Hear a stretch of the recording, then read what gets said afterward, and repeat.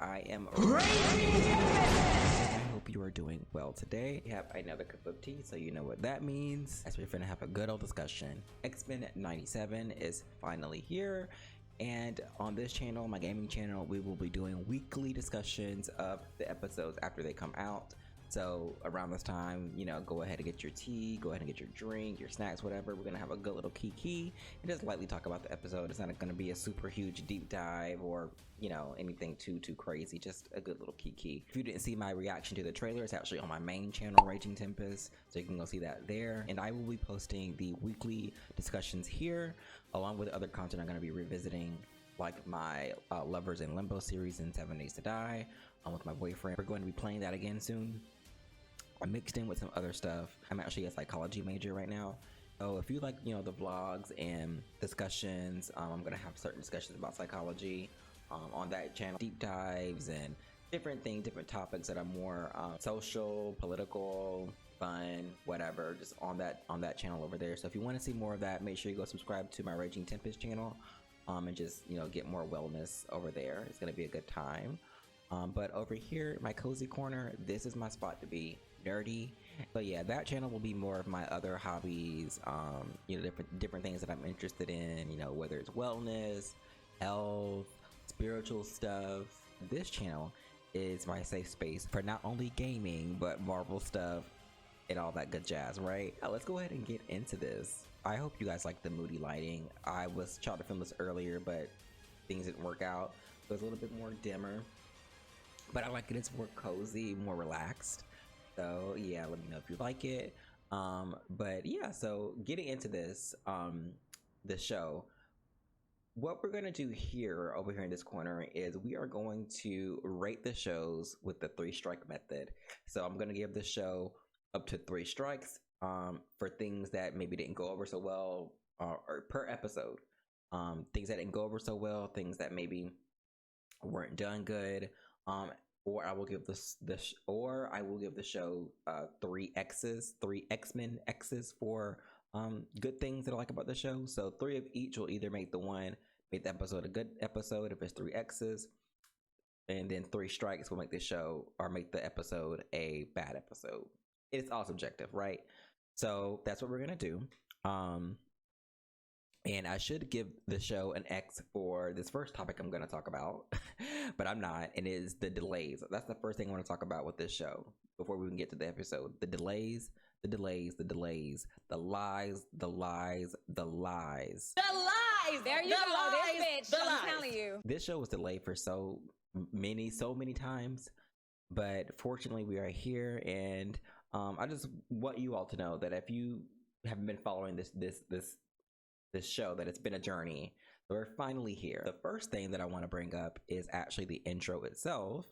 I was wondering if they were going to maybe make it totally different or pay homage to the original intro, because it started with that, which is great right off the bat.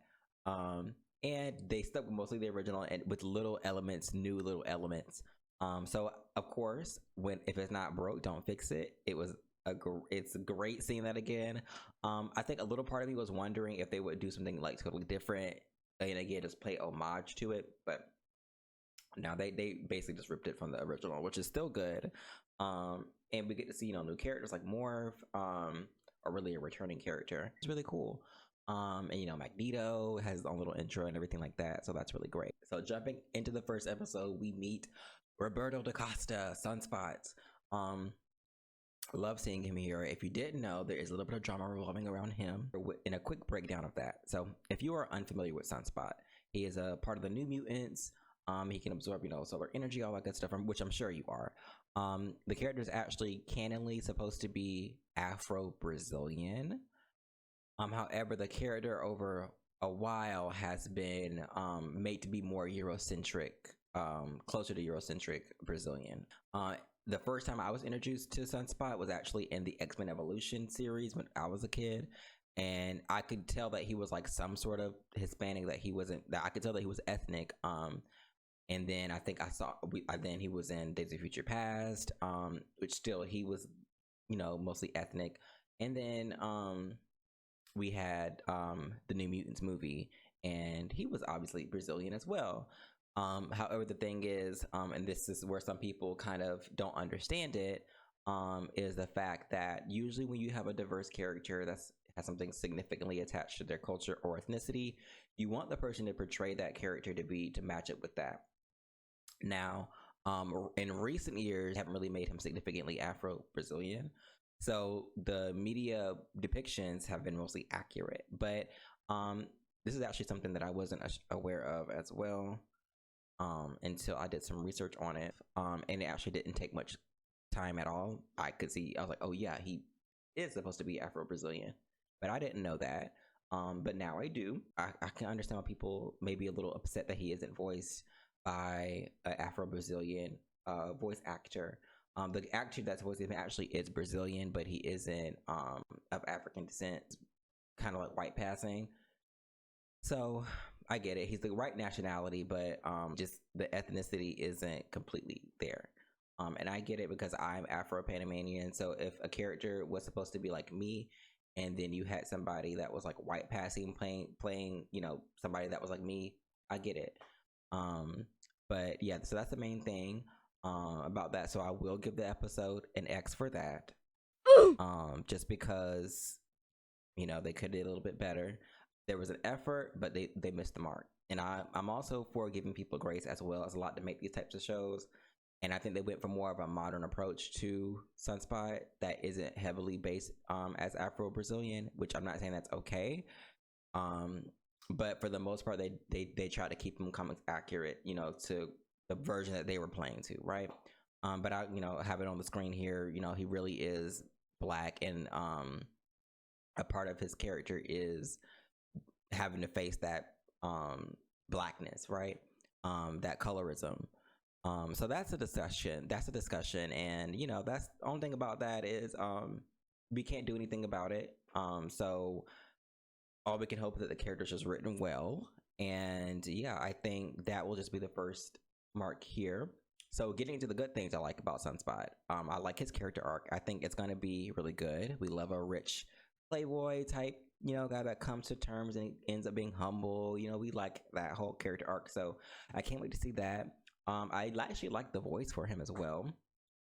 I think he looks, of course, besides not being Afro-Brazilian, I think he looks good. And I think it's going to be a good lens to see him as the Jubilee of this season, being the new kid on the block type thing.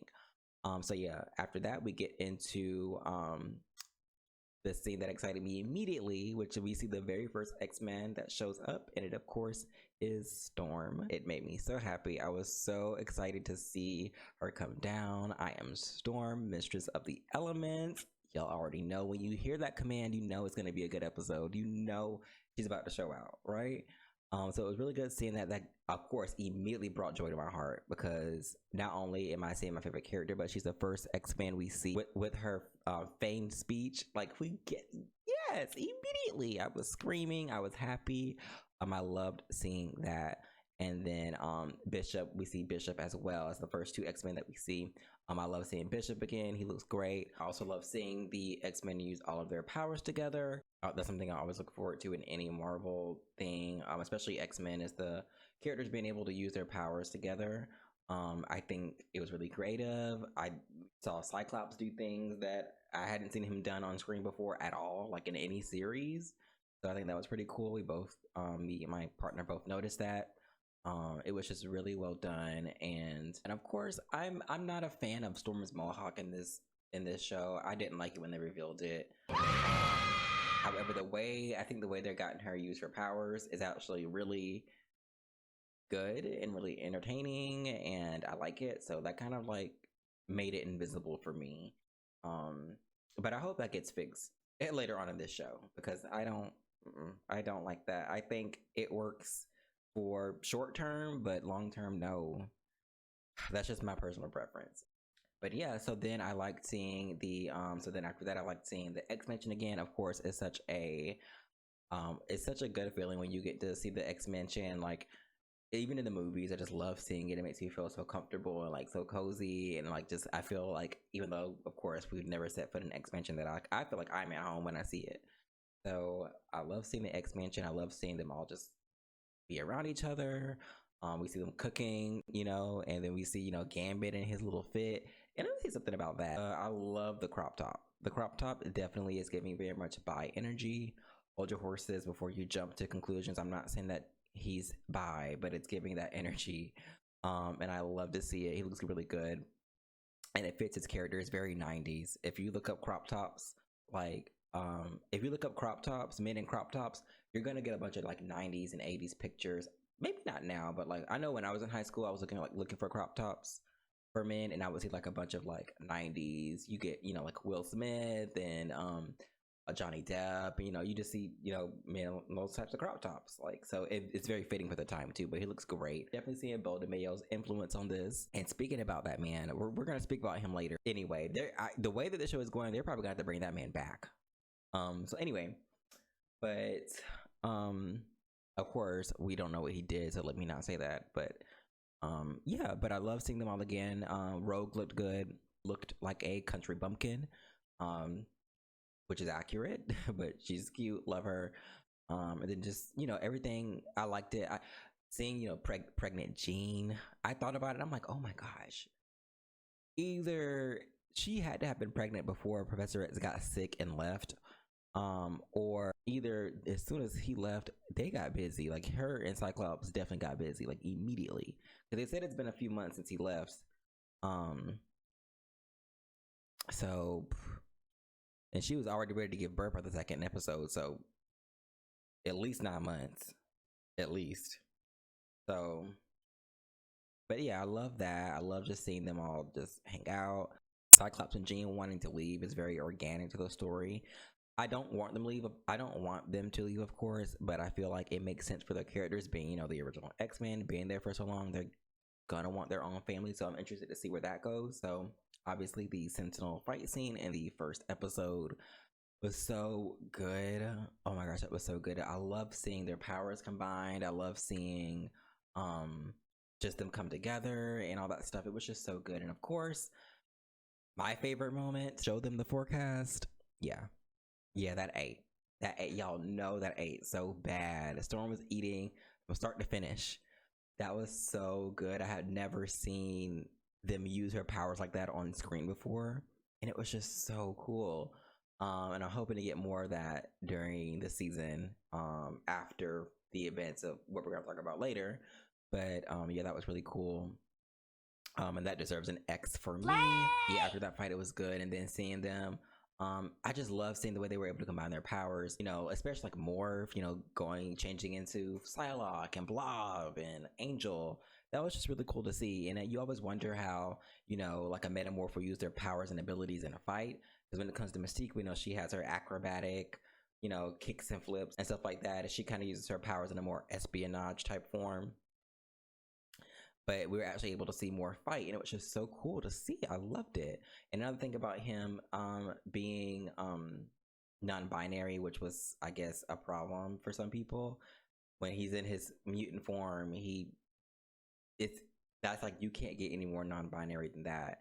And it's just, I just can't stand people sometimes, and I'm not gonna get too into it. I'm so sick of hearing the word woke being used incorrectly. I don't even want to speak on it.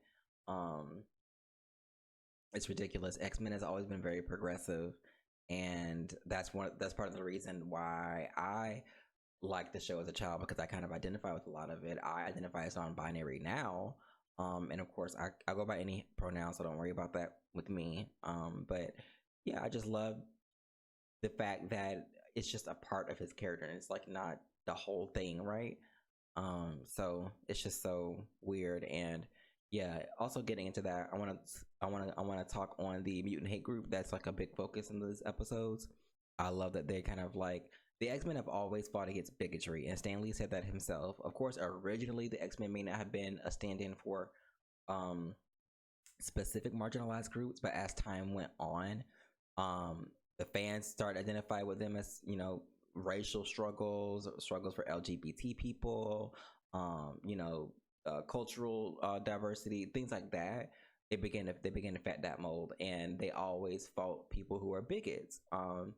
And it's sad to see that some people just chop it up to being woke when they've always had that type of progressive mindset. And like I saw someone say on Twitter, if you can't understand that, they never were your X-Men, and that they simply aren't. So it's not anybody trying to push anything down your throat or throw an agenda. It's just human beings and this fantasy world that we made up that we want to reflect parts of real life, and this is a part of it. People are non-binary.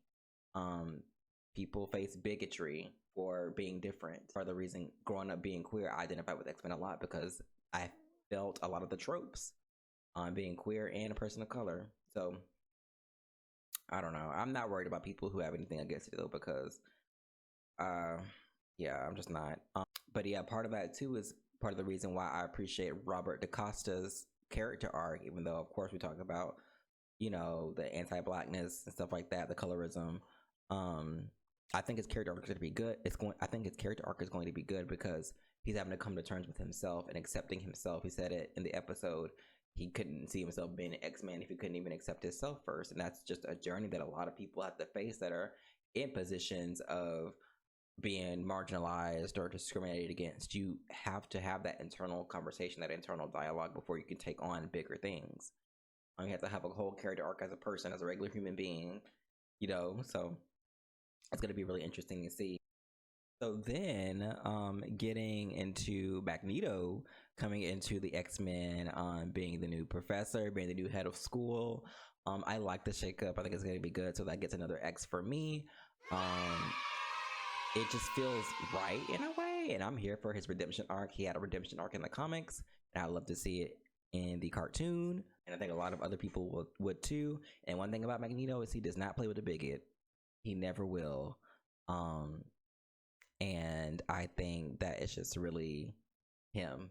And I think also there's a honor aspect to why he's taking over, and I like that too.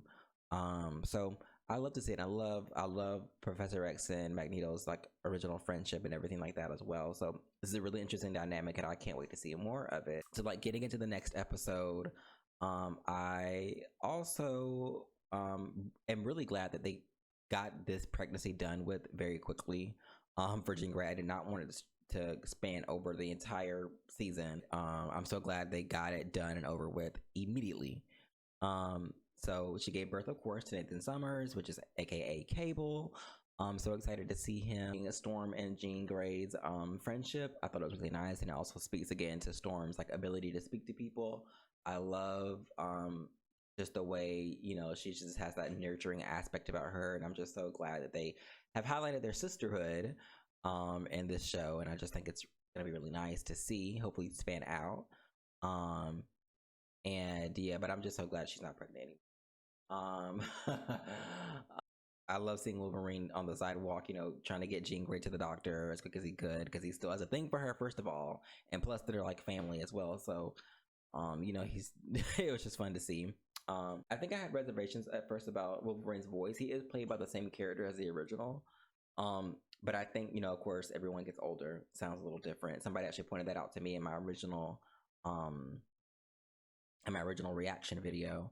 But now that I've listened to him in the context of the show, I think he sounds pretty good. And I can't wait to see more. But yeah, I love seeing that, and you know, the sequence of Rogue taking the Doctor's powers, that was really good. I can't believe people are actually upset about Rogue not having the same butt that she did in the first. People, please go touch grass. This is not a drill, just please. Anyway, but I love seeing that Storm. I love that scene where she is like commanding all the people. I just love hearing that command in her voice. The little soldiers and officers in the courtroom, in the hearing, in Magneto's hearing. I think Magneto's gonna get stuff done. So I'm ready for his art, but I love seeing her do that, and then I love seeing their team up. That was really awesome to see. I love the animation. I think at first I actually did have reservations about the animation itself, but seeing it also again in the show, I think it works really well. And then of course we get to the main thing that I would give another X for, or I would give another strike for, but it's not because it's part of the plot. Is of course Storm losing her powers. That to me hurt me. I knew it was gonna happen because I seen they were doing the life death episodes in the show. So hopefully we get this wrapped up pretty quick. But I think that it's still gonna be a good storyline and good character arc. Hopefully, I actually have the comic right here. That actually goes into the story of how she lost her powers and her struggle with dealing with that, and it actually goes into detail about how she came to peace with that for a while and really gained her inner strength and really had to rely on that. And that's where we get my favorite Storm quote that I used to like when I was younger is my feet may never leave the ground, but someday I shall learn to fly again. That was during this story. So it's called Life Death. If you haven't seen it, it's actually when when Storm was actually trying to save Rogue from being shot by this weapon that Forge designed. I don't think Forge is going to be in this show, but she jumped in the way and she got hit with it, and it deactivated her powers for a while in the comics. So she did that. I think this is also the same era where she beat Cyclops in a hand-to-hand combat for a leadership role without her powers as well. So we did get a span of the comics without Storm's powers, and it's good. It's a good storyline. I just hope they can wrap this up like they wrapped up Jean Grey's pregnancy really quickly, because I want to see Storm in action. It was so good what they did with her now. I didn't think it was going to happen this soon, so maybe it won't take that long for it to get wrapped up. I think looking ahead, it's like episode 6 where it's going to be part 2 for the Life Death series. So it won't be until episode 6, until April, where we might actually get this wrapped up. So fingers crossed for that. But I think this is going to be a good storyline. But one thing I did like was Magneto's reaction. Me and my boyfriend were both like, ooh, because Magneto, like I said, did not play about a bigot. And once he saw Storm depowered and struggling, we seen what happened. He took those people to the edge of the atmosphere, and that was really cool to see, because Storm being my favorite, I was like, do it. But of course, glad he didn't. And again, like I said before, I'm a psychology major, so I like to see the social interactions between people and how they react to certain things and their thinking patterns. And just seeing him react that way says a lot about Magneto, right? And I always said this too: if I was in the X-Men universe, in the X-Men world, and I had powers, and Professor X didn't find me first, there probably would have been a good chance that I would have went with Magneto, because I would have like, you know what, you're right. I think the older I've gotten, I've actually understood Magneto more, which is funny. But no, of course I would have converted later on, like Rogue did. But yeah, I definitely get it. But that was really cool to see. So again, hopefully they wrap this up soon. I'm gonna give another X for the plot. I think there's a lot going on, and I think it's gonna be really good to see. So yeah, I'm gonna give another X for the plot, which is 3 X's, which means these 2 episodes are good. We're gonna let these pass. And yeah, it was really cool to see. So lastly, for my hopes for the next episode next week, I hope we get to see more about Cyclops and Jean's living arrangements. Like, what are they gonna do? Are they gonna stay at the X Mansion? I want to see where Storm is going to be going, because I know in the comics she kind of went on this journey. She actually stayed with Forge for a while. It's a really cool house he had, and everything like that. And then she went on this journey. Like I think she was in Kenya or somewhere. She was walking some desert, came across some pregnant lady, and had this whole like healing journey with this shaman type man and stuff like that. So, but I wonder if they're gonna do it differently for the show. Obviously they have already, with Forge not being the one who made the weapon. So yeah, that shakes up a little bit.